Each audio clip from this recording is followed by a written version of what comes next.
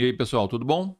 Bem, vamos lá para mais um módulo do nosso curso Como Ganhar no Tribunal do Júri, onde nós estamos estudando eh, o corpo, o conselho de sentença, o corpo de jurados, como eles devem agir, como eles agem, como que eles, em regra, julgam, fazem a análise para o seu livre convencimento, e nós estamos tratando desses assuntos aqui, ok? Agora nós vamos falar de como nos prepararmos para uma defesa no tribunal do júri. É extremamente importante você estar preparado quando for realizar um tribunal do júri, ok? Lá não dá para você ir totalmente no improviso. Ah, Zé Carlos, o improviso não ocorre? Ocorre, mas aí você já vai estar totalmente preparado caso isso aconteça. O que eu estou querendo dizer é que você precisa estar extremamente preparado, já definida com suas teses, o que você vai fazer dentro do plenário, e se acontecer alguma coisa diferente daquilo que você já se preparou, aí sim o improviso entra e você vai conseguir resolver esse problema, tá? Então nós temos aqui, como eu coloquei para vocês, bem-vindo, né, ao curso Como se preparar na defesa do Tribunal do Júri. Essa é mais uma aula, mais um módulo que nós estamos apresentando para vocês. E temos muitas coisas para serem debatidas aqui, tá? Eh, Introdução ao Tribunal do Júri, né. Primeiro nós temos a questão da história, o funcionamento do tribunal, as regras e procedimentos. A gente sabe que o Tribunal do Júri é uma instituição extremamente antiga, solene, é uma instituição que as pessoas, prismam por ela, preservam por ela. Tem suas críticas, mas também tem seus elogios. Eu, particularmente, sou totalmente a favor do Tribunal do Júri, porém, como nós já vimos em algumas aulas, com algumas modificações que são necessárias a ser feitas. Mas, enquanto isso não acontece, nós vamos estudando, vamos nos aprimorando para que isso possa realmente não interferir no nosso trabalho. Funcionamento, né? Nós vamos ver que o Tribunal do Júri é, é um órgão composto por um juiz de direito e o corpo dos jurados, né, a quantidade mínima que nós temos para instaurar uma sessão são 15 jurados, sendo que são sorteados no primeiro momento 25 jurados para compor, né, o corpo do júri num determinado período de trabalho, tá? E desses 25, estando pelo menos 15 presentes, a sessão do tribunal vai ser instaurada ou instalada, como queira, e desses 15, 7 serão sorteados para compor o conselho de sentença. Então, o conselho de sentença, que é composto por 7 jurados, são estes 7 jurados que vão decidir a sorte do réu, ou seja, se vão condenar ou se vão absolver, tá? Regras e procedimentos, né? Você vai conhecer as regras e os procedimentos específicos que regem o tribunal do júri. Aliás, nós já estamos falando sobre isso também nas outras aulas, mostrando que o tribunal do júri é um sistema bifásico, né, onde nós temos a primeira fase, que vai da denúncia até uma decisão ao término dessa primeira fase, que pode ser de impronúncia, pode ser absolvição sumária, pode ser desclassificação do crime e pode ocorrer a pronúncia, que aí se iniciaria a segunda fase lá do procedimento, ok? Onde, num determinado momento, vai ocorrer a audiência no plenário do tribunal do júri. Importância de uma defesa bem preparada. Bom, nós temos que ter total imparcialidade, né? Nós temos que entender como a defesa, né, bem preparada, pode garantir um julgamento justo e imparcial, aumentando suas chances de êxito. Então você não pode, como a gente sempre fala nas salas de aula que nós estamos, nos debates, nós temos que ser imparciais, ficando longe, né, de qualquer sentimento, né, que possa atrapalhar a nossa atuação, tal como nervosismo, pena, raiva. Nós não podemos, né, nos envolver com isso, porque nós temos que ser técnicos. Imagina um cirurgião que fica emocionado na hora da cirurgia, por algum motivo qualquer. Então isso pode atrapalhar o trabalho dele. A mesma coisa é a nosso trabalho lá no plenário do Tribunal do Júri, ok? Você tem que ser imparcial, você tem que ler o processo, estudar o processo, e provavelmente você já fez isso, uma leitura até antes mesmo de aceitar o caso, e já decidiu se vai atuar ou não. Se você, no primeiro momento, entendeu que não é caso de atuar, você já rejeita de imediato. Ou se você percebe que você não vai ter condições de atuar, que você não concorda com aquela situação, é melhor que você efetivamente não atue, né? Não defenda esse réu, porque você não vai estar totalmente imparcial, vai gerar um problema no seu trabalho e principalmente lá no plenário do Tribunal do Júri. Porque imagina, se nem você mesmo concorda com a atitude do réu, como que você vai passar credibilidade para os jurados quando você estiver fazendo uma sustentação oral lá? Vai ser complicado, ok? Então, nesse caso, é melhor que você nem pegue. Então, você precisa ser totalmente imparcial. Defesa dos direitos. Descubra como uma defesa eficiente protege os direitos do réu, evitando injustiças e ilegalidades. Lembre-se, você precisa ter aqui uma defesa dos direitos do réu. Você não está defendendo a atitude do réu. E direitos do réu é ele ter o direito de ser julgado de forma justa dentro de um devido processo legal, ok? Você tem que conhecer tudo isso para buscar da melhor forma possível que o seu cliente seja julgado segundo as normas do Código de Processo Penal, os direitos e garantias individuais de cada réu, sem que haja qualquer tipo de arbitrariedade e injustiça para com ele, ok? Influência no veredito. Saiba como os argumentos de defesa, bem elaborados, podem influenciar o veredito do júri. Aqui, não tem como, eu sempre falo isso, e nós já falamos em outras aulas, que é referente à oratória, o comportamento, como impactar os jurados, né, lá no plenário. Você precisa, de alguma forma, buscar influenciar os jurados. Tá? Não é contar historinha, não é ficar dando cambalhota no júri, não é nada disso. Você precisa ter conhecimento do processo, precisa passar para os jurados confiança, certeza da inocência do réu, ter uma boa oratória, ter lógica jurídica, uma sequência, início, meio e fim na sua oratória, quando você estiver apresentando seus argumentos aos jurados. Então você vai precisar, de alguma forma, influenciar os jurados. Quando eu digo influenciar, já falei aqui e volto a afirmar, não precisa ficar fazendo malabarismo lá no plenário, ok? Você pode muito bem influenciar os jurados na decisão deles de forma técnica. E é isso que a gente está estudando durante todo o nosso curso, ok? Etapa 1, estudo do caso. Então vamos lá. Nós temos que observar que quando nós aceitamos, né, defender alguém, ou seja, estamos com um caso em nossas mãos, nós precisamos fazer uma pesquisa minuciosa, precisamos fazer uma análise dos documentos e uma análise da cena do crime. Eu, particularmente, gosto muito de ir ao local do crime, quando é possível, claro. Às vezes você não tem essa possibilidade, mas quando há essa possibilidade, eu gosto de ir, porque ali eu procuro, dentro do que eu já li no processo, verificar as circunstâncias, né, do crime, o crime em si, a localidade, distância, sentir se efetivamente aquilo foi daquela forma ou não, ver as possibilidades, probabilidades de defesa e por aí vai. Quando isso não é possível, geralmente nós temos um laudo do local do crime que você também pode explorar bem, mas não deixe de fazer essa análise aí.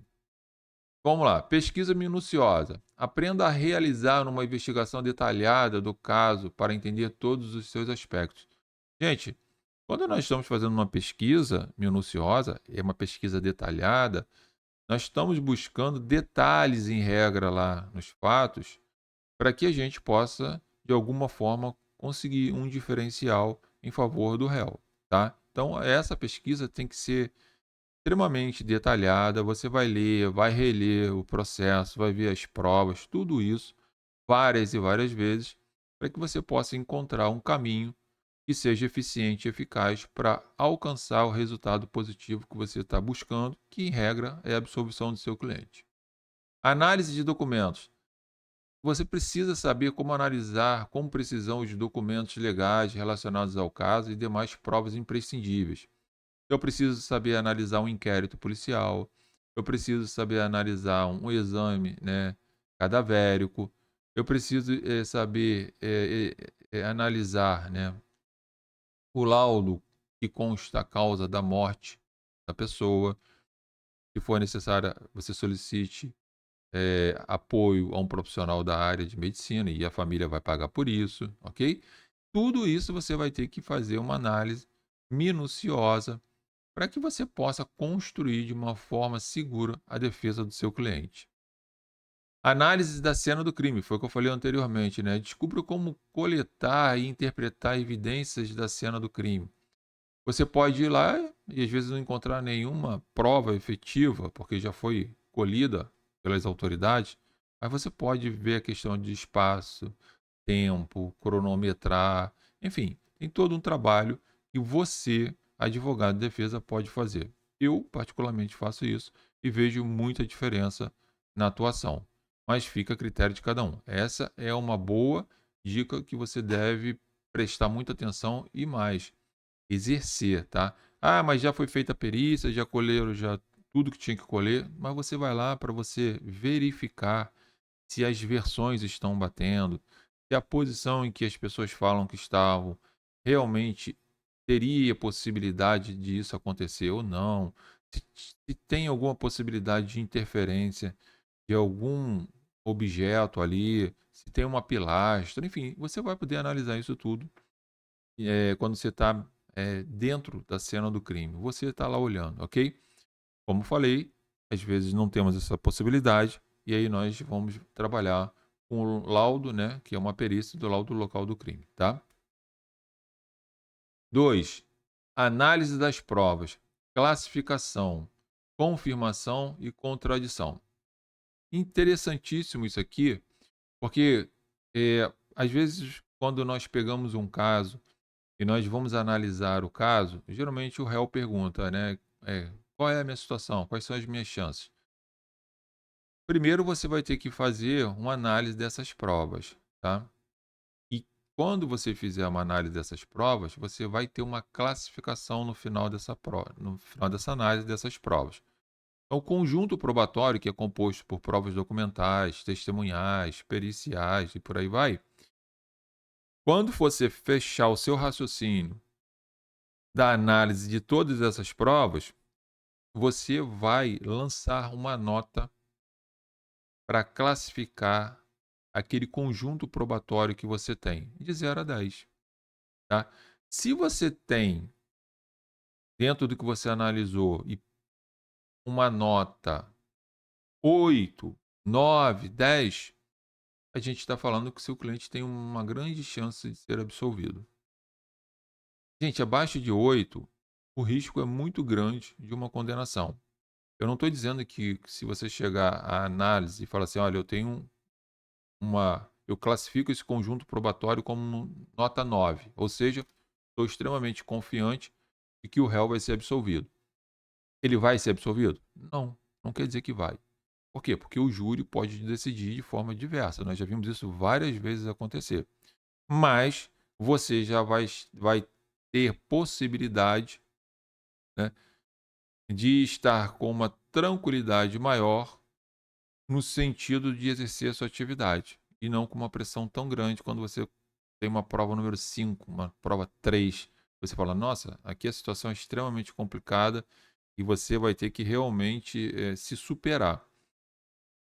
Mas, seja qual for a nota que você for falar para o seu cliente sobre a posição dele, que você vai ter que falar isso para ele, informe para ele que o tribunal do júri é sempre uma incógnita. tudo pode acontecer. Ele pode ser absolvido e pode ser condenado. Não tem outro caminho. Mas você precisa fazer uma classificação dessas provas, até para que você possa olhar e falar assim: olha, esse processo está muito difícil. Eu preciso voltar lá atrás e fazer uma reanálise de tudo que eu já li para tentar alcançar, descobrir, visualizar, ver, perceber alguma coisa que eu possa extrair daqui para tentar mudar essa valoração dessa prova e conseguir um resultado mais satisfatório para o meu cliente.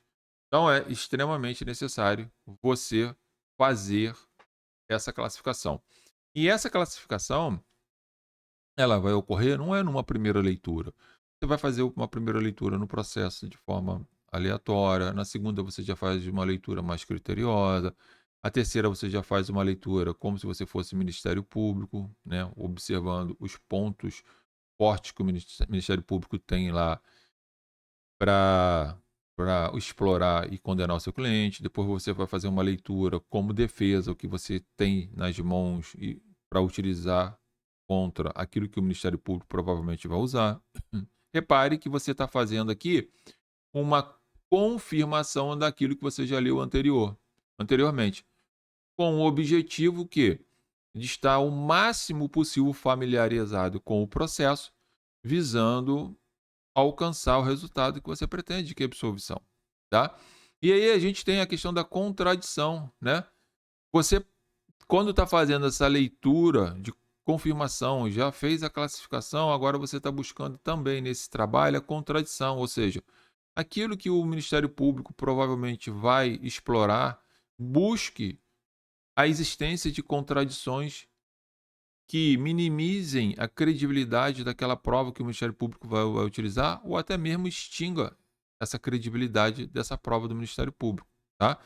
Isso vai fazer uma diferença muito grande para quando você for lá no plenário explorar essas provas, seja no momento da oitiva de testemunha da vítima, do réu, ou seja, no momento da sua sustentação oral, ok? Então, vale muito a pena você fazer uma análise profunda, fazer uma reanálise, reanálise e reanálise disso. Você precisa conhecer profundamente o conjunto probatório do caso concreto, tá? Elaboração da estratégia de defesa, ok? Então, você vai, como nós já vimos anteriormente, nós temos que observar os aspectos psicológicos dos jurados, os aspectos sociológicos dos jurados. Então, nós estamos aqui fazendo uma elaboração da estratégia de defesa. Então, precisamos fazer uma análise do perfil do júri. Como eu falei anteriormente, nós vamos ter em mão, provavelmente, uma listagem com o nome e a profissão dele. E você pode buscar nas redes sociais informações sobre essa pessoa. E se eu não conseguir localizar nada sobre ela? Tenta no dia do julgamento. Quando o jurado for sorteado e você aceitar ele, por exemplo, ou até mesmo quando ele for sorteado, se estiver escrito lá que é funcionário público ou é aposentado, pergunte para o juiz qual era a atividade dele, para você poder fazer um perfil desse jurado para saber se é interessante manter ele no seu júri ou não, tá? Então, a análise do perfil do júri. E você vai fazer essa análise do perfil do júri até mesmo quando estiver na própria audiência, lá no plenário, observando como que o júri se comporta. Você pode tentar fazer uma leitura psicológica deles, com os seus movimentos, a sua feição. Você vai poder observar também, né, as questões sociais, buscar extrair informações, né, sociais daquela pessoa, se ela aparenta ser de uma comunidade, portanto, você poderia inseri-la dentro desse contexto, ou se ela não é de uma comunidade e o réu é, e você vai ter que trazer essa pessoa para dentro da comunidade para que ela possa sentir as dificuldades de que é um morador de uma comunidade. Então, você vai ter que ter esse trabalho constante durante todo o julgamento, que é uma análise do perfil do júri, dos jurados, ok? Seleção de testemunha. Descubra como selecionar e preparar testemunhas que reforcem a defesa. Gente, eu falei isso em outras aulas aqui também.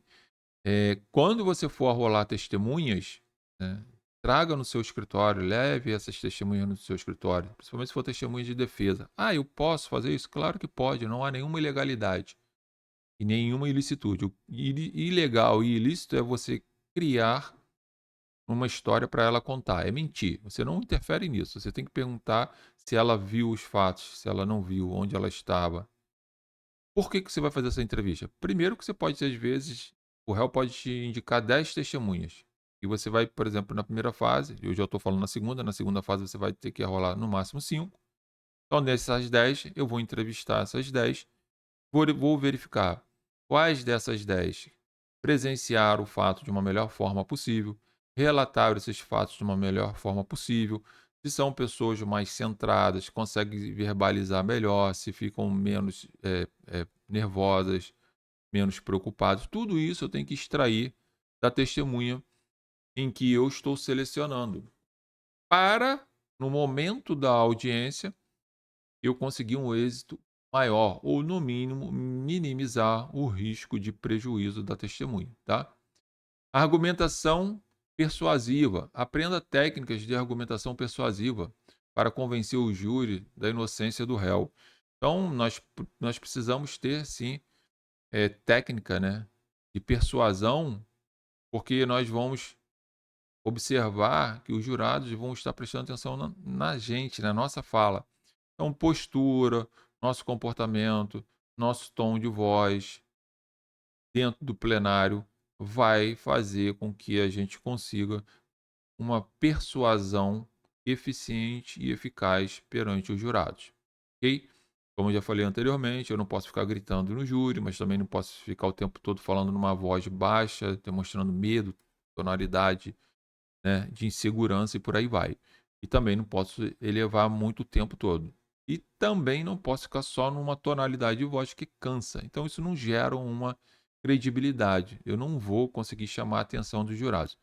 Eu vou ter que trabalhar tudo isso num conjunto, como a gente já viu nas outras aulas, visando chamar a atenção dos jurados para a minha fala e levá-los, né, a um entendimento daquilo que eu estou propondo. Eu não posso deixar existir ruído, né, lá na minha oratória para os jurados, porque senão a argumentação persuasiva vai ser comprometida, tá? Então, muita atenção para esse detalhe. Etapa número 4, preparação de argumentos convincentes. Análise dos pontos fracos. Saiba como identificar os pontos fracos da acusação e criar argumentos para enfraquecê-los. Lembra que ainda agora eu falei para vocês, olha, vamos fazer uma leitura como membro do Ministério Público. Eu sou agora o promotor, estou lendo todo o processo na condição de promotor. O que eu vou explorar para acusar esse sujeito? Ah, isso, isso, isso. Então, depois, nessa etapa que a gente está vendo agora, eu vou fazer uma análise como advogado de defesa, buscando que os pontos fracos daquela análise que eu já vi, que eu já fiz anteriormente. Então, eu já tenho em mente, provavelmente, quais são os pontos fracos que a acusação vai ter que enfrentar, que ela tem em mãos e que ela vai apresentar, e eu tento combatê-los, ok? Fragilize as provas da acusação. Ou seja, se o Ministério Público apresenta uma testemunha de acusação, a minha testemunha de defesa, eu vou ter que utilizar ela para combater, fragilizar aquele depoimento daquela testemunha de acusação. Então, na realidade, eu vou buscar orientar as minhas testemunhas de defesa a contradizer aquilo que aquela outra testemunha de acusação falou. Se tem um laudo pericial que o Ministério Público está usando a seu favor, eu tenho que pegar esse laudo pericial, buscar as falhas desse laudo pericial e contradizer aquilo que o Ministério Público está propondo. Inclusive, até contratar uma perícia particular para contradizer de forma mais específica, através de um profissional da área em que essa perícia foi realizada, ok? Posso fazer isso sem nenhum problema e devo. E raciocínio lógico. Entenda como desenvolver um raciocínio lógico para construir uma linha de argumentação sólida. Quando eu falo em raciocínio lógico, eu estou falando que numa oratória lógica, numa apresentação lógica do meu argumento, da minha oratória, da minha sustentação oral lá no plenário. Então eu tenho que ter o que? Uma ordem cronológica, um início, um meio e um fim, para que os jurados possam entender o raciocínio lógico que eu estou levando para eles, sem gerar ruído, sem gerar confusão. Porque, lembre-se, o promotor já inseriu um monte de coisa na cabeça deles. E agora eu tenho que começar a desconstituir isso e eu preciso ser claro e ter uma sequência lógica. Já naquilo que eu já construí anteriormente e lembrar que eu também vou ter que desconstituir aquilo que o promotor usou lá no plenário, porque ele falou antes da defesa. Então, é realmente um trabalho de lógica. Eu preciso ter lógica naquilo que eu faço. Tem que ter início, meio e fim, e sem nenhum ruído para não atrapalhar em nada, ok? Etapa 5, treinamento de técnicas de persuasão, né? Lembre-se, eu já falei isso em outras vezes nas nossas outras aulas, né? Expressão corporal, né? Aprenda a utilizar a sua expressão corporal para transmitir confiança e persuasão, ou seja, eu não vou ficar parado atrás da mesa, eu não vou falar sentado, eu não vou ficar colocando as mãos no bolso, eu não vou ficar colocando as mãos para trás, retraído, com medo, apresentando uma demonstração de segurança. Porque os jurados vão pensar o seguinte: se nem o advogado está confiante no que ele está falando, eu que não vou estar, né? Então, a expressão corporal é extremamente importante para que esse conjunto, né, possa funcionar no final com a absolvição do seu cliente, tá? Entonação de voz, né? Gente, saiba como utilizar a entonação da voz, né, para enfatizar pontos cruciais da defesa.